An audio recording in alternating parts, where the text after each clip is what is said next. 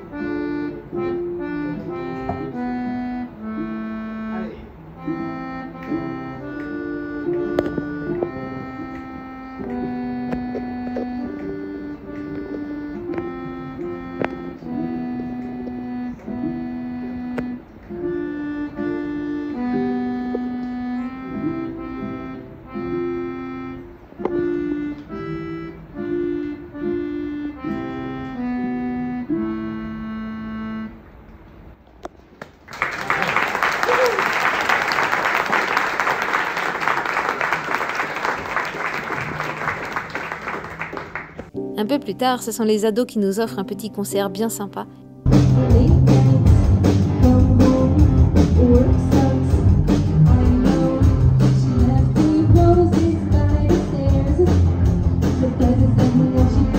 Et la soirée se clôture avec un bar à chips et bonbons.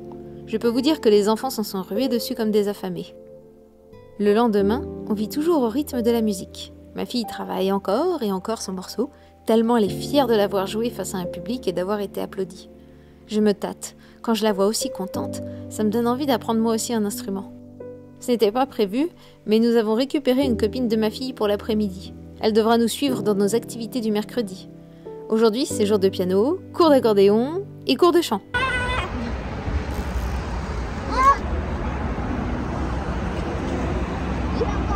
Jeudi arrive et le jeudi, c'est un jour tranquille.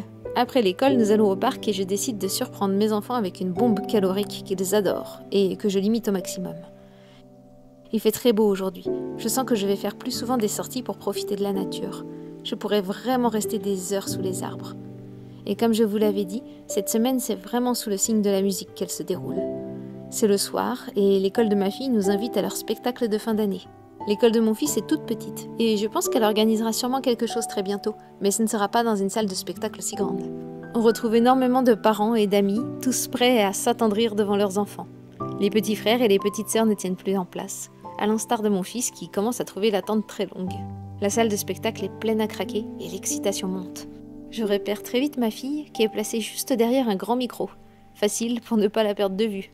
Mon fils, lui, repère aussitôt tous ses très bons copains, dont un petit garçon qui fait du parcours avec lui.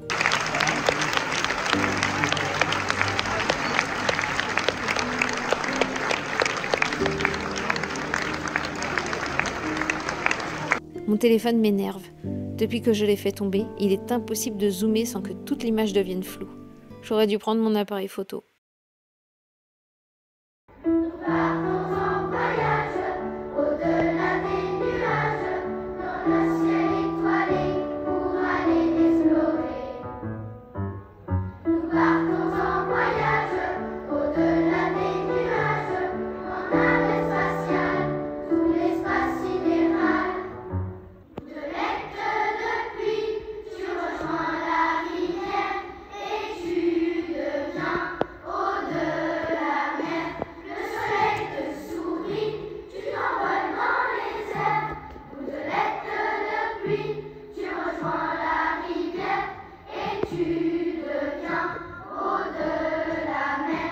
Au final, le spectacle a duré une demi-heure et je suis admirative de l'organisation faite par les professeurs.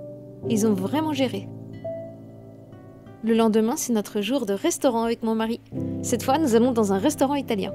Il a pris une pizza, moi une salade et en dessert, un tiramisu à partager.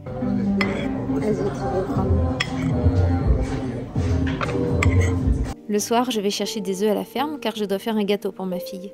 C'est vraiment pratique d'avoir cette cabane aussi près de la maison. Malheureusement, ce jour-là, il ne restait que 3 œufs. Mais la chance me sourit parce que je n'en ai besoin que de 2.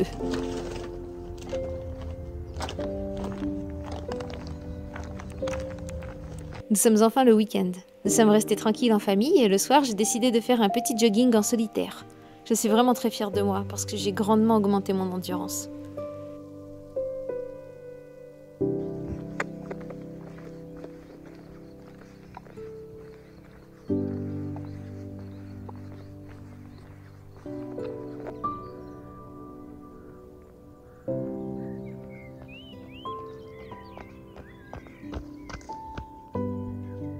Quant à dimanche, nous voilà à Genève pour manger un petit ramen et rendre visite à la famille.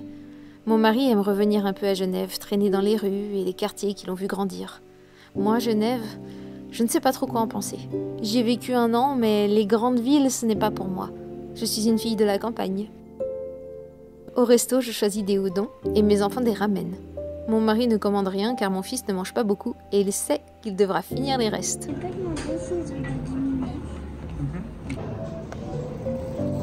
Il n'y aurait pas les bulles, ce serait pas piquant. Le piquant, c'est gazeux. Le piment oiseau, je te dis. Pour mon vlog. C'est cool.